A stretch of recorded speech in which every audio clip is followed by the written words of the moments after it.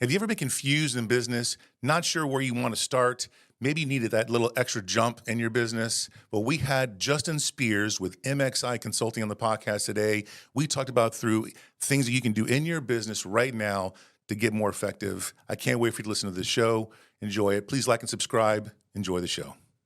Welcome to the Hole in the Wall Business Podcast with Bill and James. I'm James Groves, and along with my business partner, Bill Dement, we want to share our journey as small business owners with you. As owners of Hole in the Wall Drywall Repair, we will attempt to peel back the curtain of owning a small business in the trade service industry and talk about the many adventures of owning a small business. Hey, Bill. James, good morning to you. Good morning. I have a saying, I always assume I'm not the smartest person in the room. Right. Because I like to sit back and I always assume, but today's assumption was quite easy. I hadn't met Justin before he came in for the pre-show today, but man, it just takes a couple of minutes to go, yeah, I'm not the smartest person in the room. Yeah. And we like hanging out with smart people. So this ought to be a really fun podcast. Absolutely. And this was Justin is a FAVOB affiliate, and he's a friend of Trish Murphy, and obviously we're friends of FAVOB. So I want to invite Justin. Justin Spears is the CEO of MXI Consulting. You're a tech consulting firm. I can't wait to get into it. We've had a few business coaches on recently, and this is really a great trend that we're having lately where there's so much knowledge that's out there that as a small business owner, we just are really craving for. I always say that people want to be led. Well, business owners don't want to feel stupid, but being able to get insight from a pro like you is absolutely going to help us not feel so stupid. So welcome, Justin. Thank you so much for the intro there. I guess I got a lot to live up to now. Absolutely. We just try to raise the bar first. Just looking at my shoes. First rattle out of the box. Got to talk you up. People got to know who you are. So let's. I'm sure some of our audience already knows who you are, honestly. But I really want to kind of dig into where you are now, but the building blocks that where you came from kind of help explain why you're such a pro, what you're doing right now. So why don't you just tell our audience kind of where you came from and some of your background. I know you're a Navy vet, and I know you've got a lot of experience. So fill us in. Yeah, absolutely. So I'll kind of deconstruct this timeline here. Where I'm at now, the CEO and founder of MXI Consulting, also managing partner and chief growth officer for M3D Technologies. And then, kind of leading up to that, I really got a lot of experience in the operational world and in the growth world during my time in the Navy. At the height of the recession there, decided to join. It was a good, smart path to get on, get some good education, and figure out what I wanted to do. Also helped that I had a wife and 2 kids. So feeding them was very motivational, isn't it? Yeah, that helps. Yes, absolutely. Diapers are expensive. And so, I was a hospital corpsman in the Navy. Aerospace medicine technician was my specialty. And, spent a lot of time in the medical simulation world, training a lot of aviators, working with patients. And, I got this opportunity to get on the operational side of, the organizations there, learning how to restructure, doing lots of process improvements. You hear things, like lean and things like that in the military. So I got all this experience. And then kind of my analytical hat went on, and I started seeing areas for process improvement with my own command. So I mapped out a couple different departments: medical logistics, quality control. I worked with a couple different contractors on some ERP software rollouts, things like that. And in doing so, it led me to really discover and start learning some of these processes, some of these fundamental things that DoD uses regularly that we used to see a lot more in the business world, but we see in your government area quite a bit. And so they sent me to some great schools, learned all sorts of different tactics, lean, growth, all sorts of strategy building, what it means to plan, change management. That's one of my favorites, and started to applying them. So next thing I know is, my detachment was part of a bigger unit of the Navy's Medical Operational Training Center. And in doing so, we started rolling out these departments, and we saw a lot of success with it. Got Surgeon General's attention on it, which was great. Got a lot of approvals from him on the work that we were doing. It was absolutely amazing. So, I spent a number of years working on these process improvements, working on rolling out these new departments. And so when I got out, it was, I was like, okay, it was unexpected leave from the military. I was medically retired. And I was like, all right, what are we doing now? I'm not totally sure. But I know I really like this business stuff, and I really like helping people to build businesses, restructure businesses, reorg, and even merger and acquisitions. So I wanted to learn more of it. Got a great opportunity to use my GI Bill. When I first got out, I went to Simpson University, did my master's in intellectual leadership there. Nice. Once I finished that, I actually worked at the university for a while because my thesis was military higher education as a holistic ministry. And so the president of the university saw it. He saw me defend my thesis and goes, I have no idea what this is, but there's so much research. You did so much work with Student Veterans of America and the VFWs and American Legion. I want this in my university. And next thing I know, I'm a director of a veterans center, remodeling the facility, moving, departments around campus. And we did an entire restructuring of the campus to implement this program, which was amazing.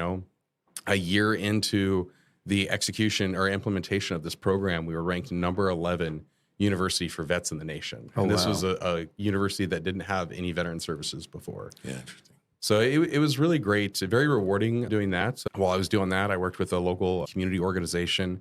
We launched a K through 12 charter school called Phoenix Charter Academy back in California. About 420 something kids the first year. Still growing, which was great. Got to support their bond program, their growth strategies, did all their strategic planning, loved it quite a bit. Did a lot of lobbying for charter school rights back in California when I was there. So got some exposure into politics there. And then jumped into my MBA program here in Florida International University. Did that and focused on tech innovation and entrepreneurship. And got to spend a number of years working with some really amazing, incredibly intelligent people with lots of success, learning from them and even throwing ideas of what I want to do in building a consulting firm that specializes in small businesses, agnostic to industry even. And so I got the things I work on today.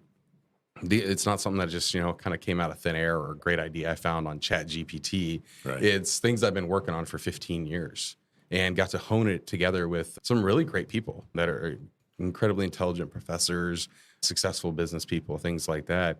And so once I finished my MBA, I moved back to Florida, this is home state for me. I was born up in Panama City, so glad to be back here in Orlando. And took a job as a regional executive for a software company doing a big expansion for them. Did that for a number of years and was still consulting on the side. But, last year, early 23, I was like, I want this to grow to where it's a good firm. I'm working with people and I'm expanding to the point that I can help other small businesses to scale and scale myself. And so took it, and I've got some great clients I've been working with. Had, clients I've worked with over the years across the states, across the nation. And so, now it became, okay, let's get publish heavy. I got a lot of books that I've published, a lot of diagrams I've published, master's classes I've put together, things like that. And really, my passion is I want to see everybody that has an idea for a business. I want to work with them so that they can really hone in that idea and make it a tangible and sustainable business product. Whether it's a service or product is irrelevant, but let's make it tangible and sustainable so that it really impacts their families and communities. Right. And that leads us to today. And so obviously you have a lean towards the technical world, but you kind of your principles kind of stream all over all kinds of different industries, right? Yeah.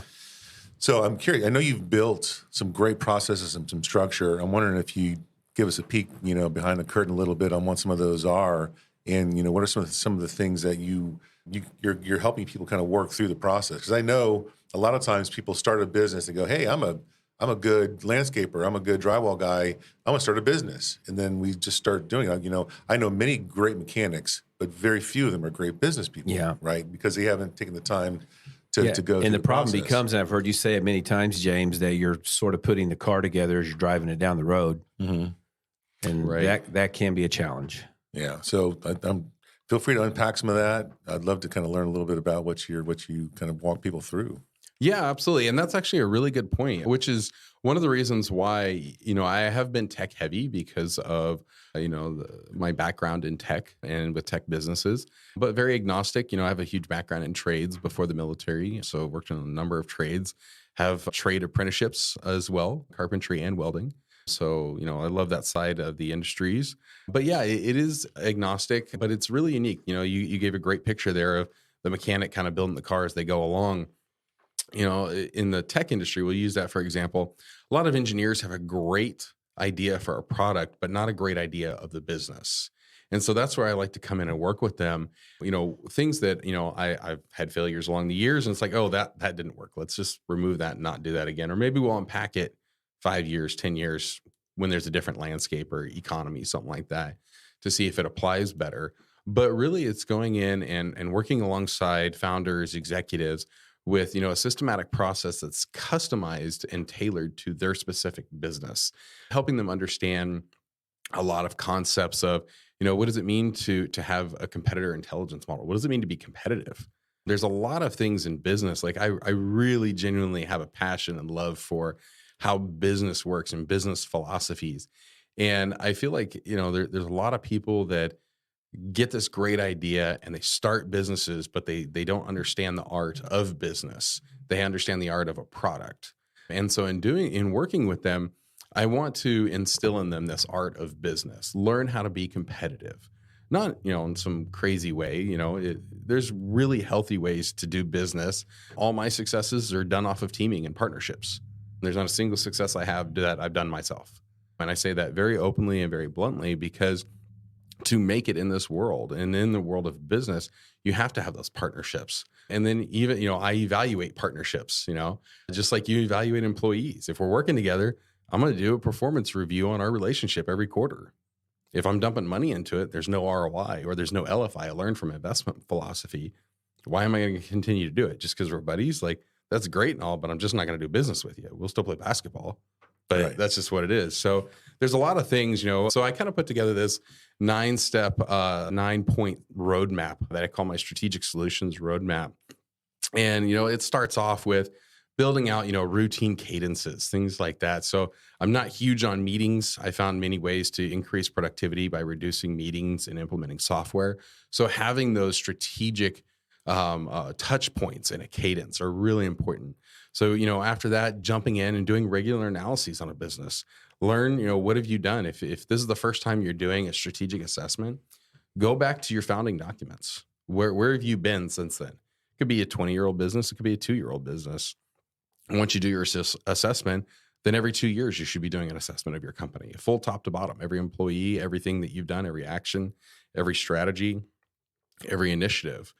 Set your visions and goals. Those are really important. And all those things actually align and goes into a program that I built that creates strategic initiatives that are customized to each company. Your strategic initiatives are going to be different than mine, but they need to be relevant to what you're doing, but also through a lens. What's the story we want to tell at the company? Is it we want to grow? Is it when we want to build a new infrastructure so we're sustainable, so we can prep for a quarterly growth, say 24 months from now?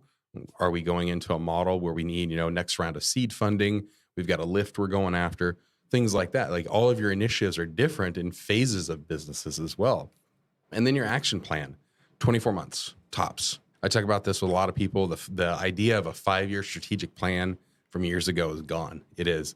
The tech industry has, it's really just spread its reach into every industry now. And because of that, because of the evolution of tech, affecting economies and things like that, even we can't see businesses forecasting more than 2 years, 3 years, maybe if you have a far reach from the tech industry, but we're in a tech heavy society anymore. And so the more tech products we introduce into, construction companies, into automotive companies, things like that, like they need to get on 2-year cycles as well.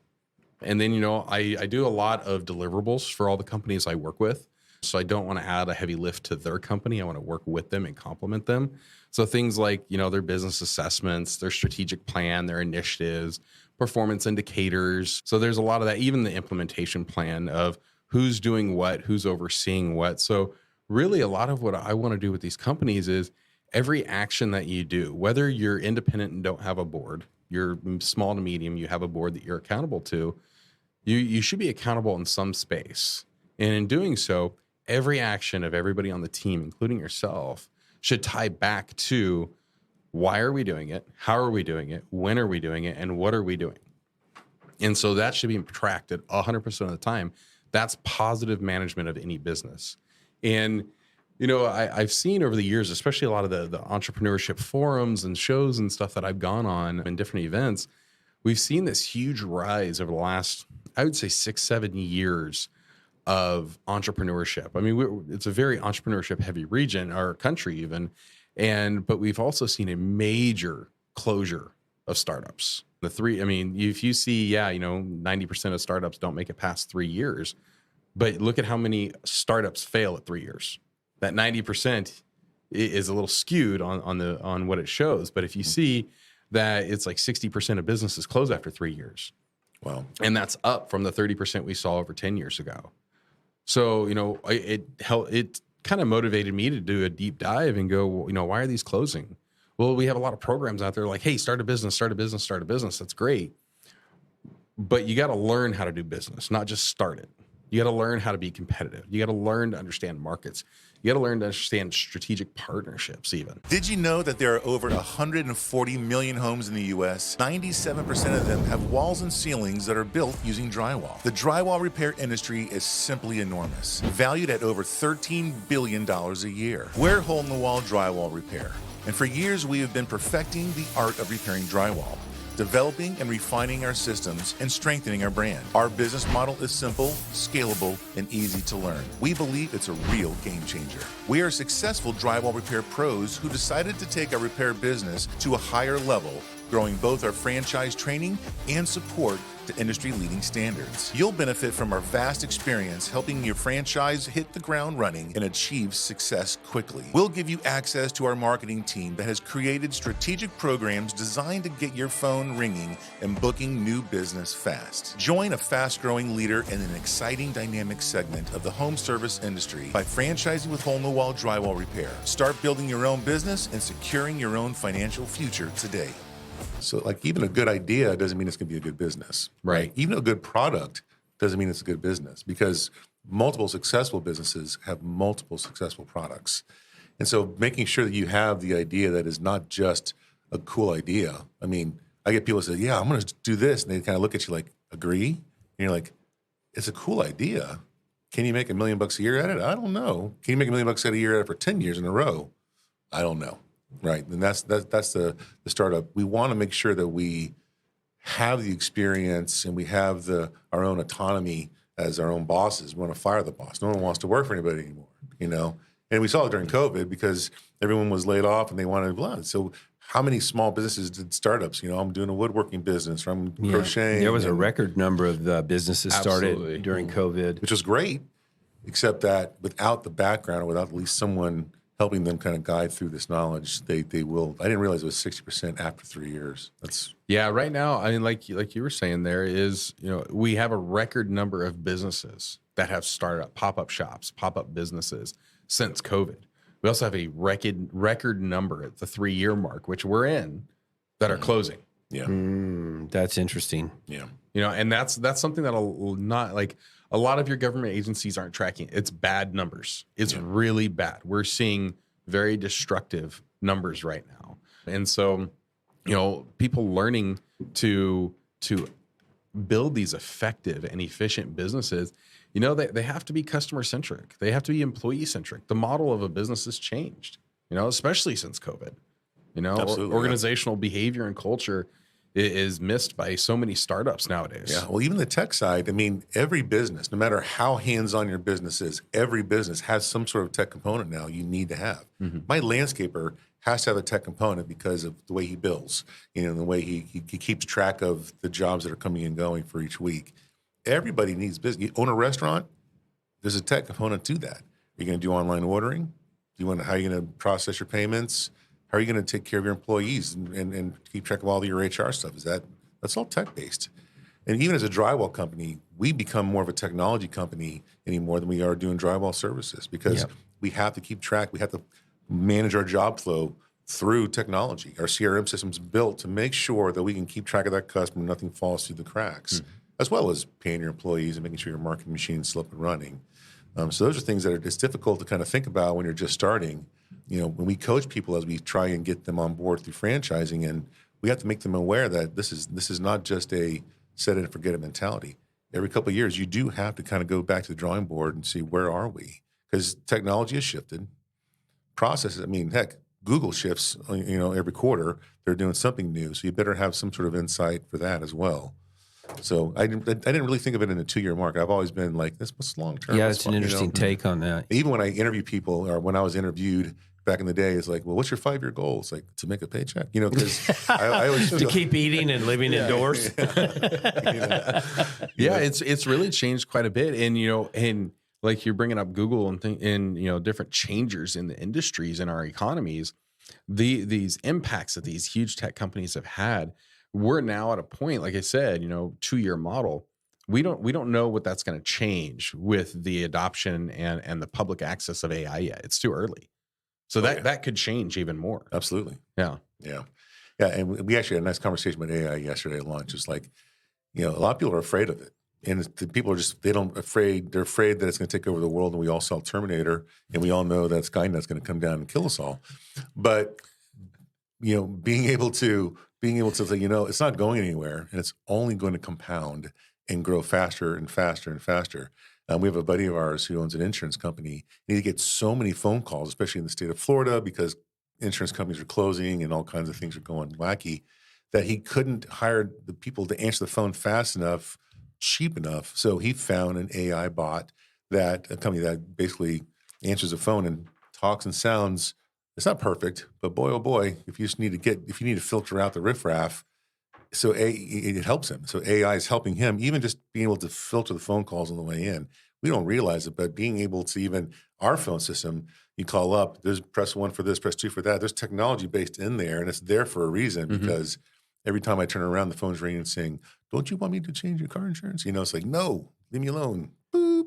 Press 0. But using AI to benefit your company and not being afraid of it, I think is going to be something that we need to all kind of look at, even for marketing. I mean, absolutely, there's tons especially of for growth in marketing. We're always looking at even the use of something as basic as ChatGPT. We all are enamored by ChatGPT now, but the reality is that's really small potatoes in the grand scheme of things. There's so much more, and there's so much more it can do than we're even utilizing it for now.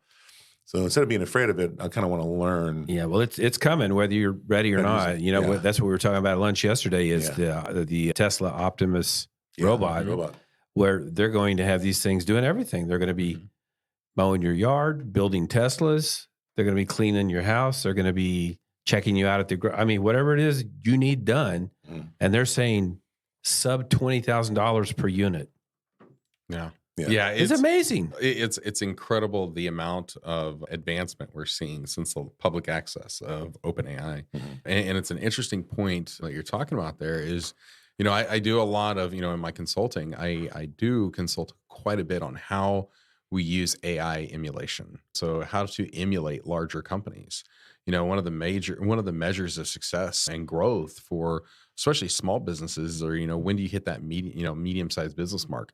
A lot of times they go off of employee base, not just solely annual revenue amounts.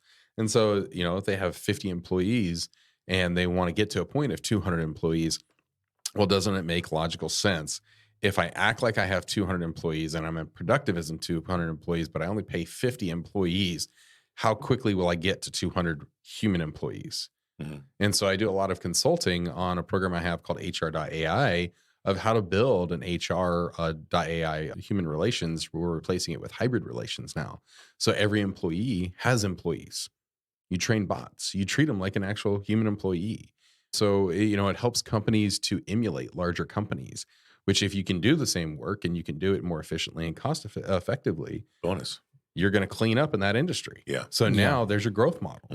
Start, and that's where stepping back rather than throwing, in the landscape we're in, where everybody's, rapid to go to market, rapid to growth, all these things, is you got to step back sometimes, and sometimes even for a quarter, and plan. You got to build your infrastructure, build your runway so you can take off. Taking off in, Sahara Desert on a sandy, the runway there is not smooth sailing, and sometimes you're not going to get off the ground. All right. But if you build out a good runway, you have your blocks in place, you know where your targets are, you know what your path is. 9 times out of 10, you can hit it. Now you got to be agile along the way, but you're going to hit it. And so that's what I like to do is work with these companies. And let's do a digital transformation project. Let's map that out. That's going to be a strategic initiative for almost every small business I work with right now. How are you implementing AI? Not just as some software tool, but in an emulation philosophy. How are you doing the same work as the next tier up, the next run up company, but cheaper? That's going to let you get those projects. That's going to let you get that work in that helps you to grow. Yeah. So what I like about your roadmap that you've built is that you actually have, in one of your spots, you have the ability to analyze and pivot. And so talk about that one section just a little bit, if you don't mind. Just kind of like, at what point are we looking at that pivot point, and what's some of the data you're looking at to make those decisions? Yeah, so that's actually point number 7 in the roadmap here out of our 9 points, and that's the feedback and iteration loop. So what we do is we implement that early, and we implement that with a number of philosophies, lean and strategy, agile. Agile's a big one for me, process improvements. And we're looking at it from a perspective of one, analysis. So, data is heavy in businesses nowadays. Data is key. It makes all your decisions anymore, right? But what are you doing with that data? So it really is building out a mechanism for like regular review, adjustments based on like performance and market feedback. So for some businesses, it's monthly. If they're very early in the startup phase and they're very limited on capital funding, yeah, you're monthly, sometimes bi-monthly or bi-weekly. Most companies, I say quarterly. You should have this quarterly feedback and iterative loop. It allows you to see, hey, here's our strategic plan with initiatives and our sub-initiatives. I do a triple tier initiative system. And so, say Johnny is, overseeing, building the new, the digital transformation project. So he's got websites, he's got SharePoints, he's got software, CRMs, all these digital tools. So he's doing the tech integration for the company now. All right, after a quarter, let's touch base and see how it's working. If it's effective, if we have positive analytical data, okay, what's working and why? What actions were taken this quarter that produces that? How can we keep that going? How can we maybe invest a little bit more in that area? Did that, equate to sales? Did that equate to revenue? Did that equate to brand recognition? Things like that. There's a lot of social capital out there as well that's important for small companies. Or is it negative analytical data? Is it in the red? What didn't work? Was there delays? Things like that. Is there a bug that caused, something to be reprogrammed from the manufacturer or the supplier? Things like that. It's really important stuff, especially if you're into, tangible products where you have to build out manufacturing pipelines. That's a big one. A lot of companies I work with have physical products. So I introduce them to manufacturers, manufacturing pipelines and support. And so as you're building that out after that quarter, you need to see, is it working well? Let's look at our quality control data. How did the components come out?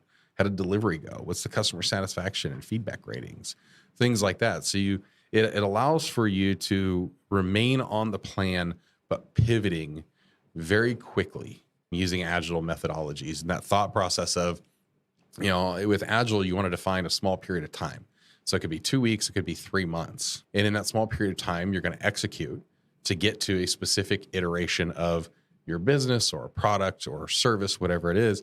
And then you evaluate and decide how you're going to pivot or move forward. And that's where you get into, your feedback and iteration loop, I call it. So at what point are you recommending somebody kind of go through this process? I mean, so if you have a business idea but no business, start with it now, even if it's just one employee of one, or do you want to wait until they're moving just a little bit? Yeah. So, interesting enough, I've actually, one of the people I've worked with over the years, I met him at a music festival and he wrote down his business plan on the back of a bar napkin, and he's doing well, So it's one of those things of, there's not really a perfect answer to that. It's because there's a lot of factors. I don't want to come in and say, oh, hey, tie up all your funding into bringing me in to help you, because, you still got to make sales. Are you going to be doing an R&D round to build products? What are you selling? What are you building your business off of? Things like that. So that's where, I come in and I do offer a 1-hour initial assessment at no cost to help people understand, hey, you should probably call me in like 6 months. Mm-hmm. Okay. But in 6 months, let me give you a couple nuggets for you to work towards. Let me give you a free, a DIY roadmap that you can, kind of get your vision rolling into. And then I'll give them, some of my ebooks, free, published, things like that. Some different diagrams to help them, build their knowledge base, and even some of my mindset workbooks on, understanding growth and strategy mindsets. Mm-hmm. And so, if it does work, that, one, they have the budget to, one, they have a business vision or at least a product in mind, then we can start working together very early on before they even file their business license. Mm-hmm. Because there's a number of companies that I've worked with that, I've done restructuring. They've had multiple companies. They thought that they had to have one company per product area. So let's do a restructuring and consolidate your business down to one. Let's lean this out real quick. Or sometimes you need to build out multiple verticals as their own business entities.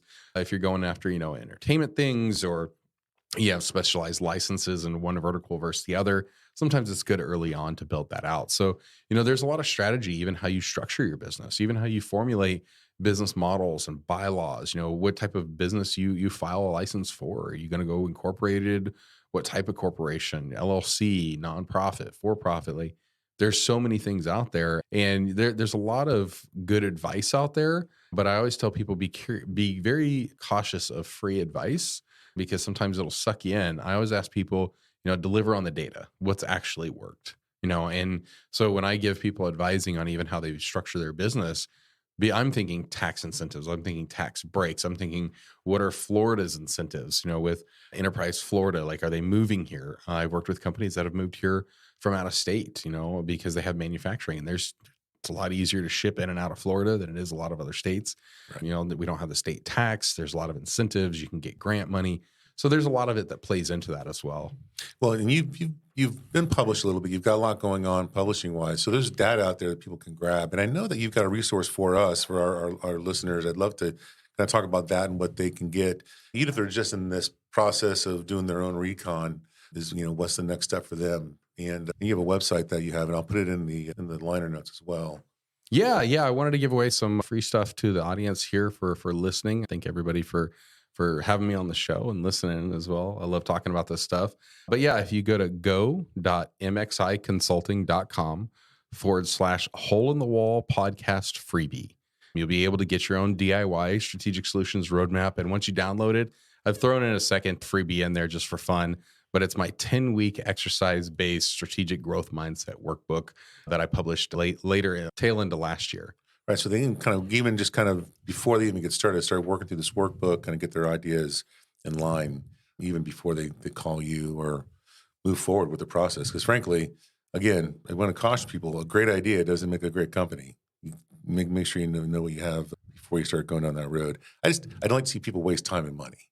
Right. But I'm also a believer in without risk, there's no reward. So don't be afraid. You got a lot of big words coming out of your mouth, Justin. You got a lot of things that if you're kind of new to this, if you're in your your early 20s and you're trying to get a grasp on what you want to do with your life, I don't want people to be afraid and to be scared, but just know, don't go into it blindly. Go into it with some insight and some knowledge for sure. Yeah, absolutely. And that's one of the reasons why I publish so much. I've got 6 published ebooks right now, and I have 13 in the works, different concepts, different philosophies, different strategies. So if anybody, if there are words out there or thoughts or philosophies you went over that are new, unsure of, when somebody wants to get in touch with me, go to my website, shoot me an email, solutions@mxiconsulting.com, and I'll share even more books with you. I've got books on holistic entrepreneurship, debunking the myth of a 9-to-5 while you're starting a business, unfair advantage, competitive intelligence, teaching people like really how to do business.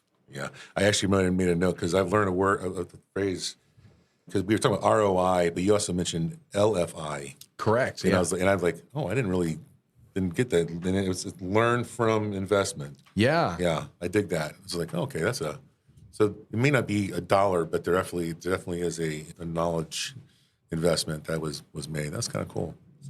So if you want to get a hold of you, best way to get a hold of you is through your website? Yeah, solutions@mxiconsulting.com. You can check out my website, www.mxiconsulting.com. Wonderful. Find me on LinkedIn. Any final words?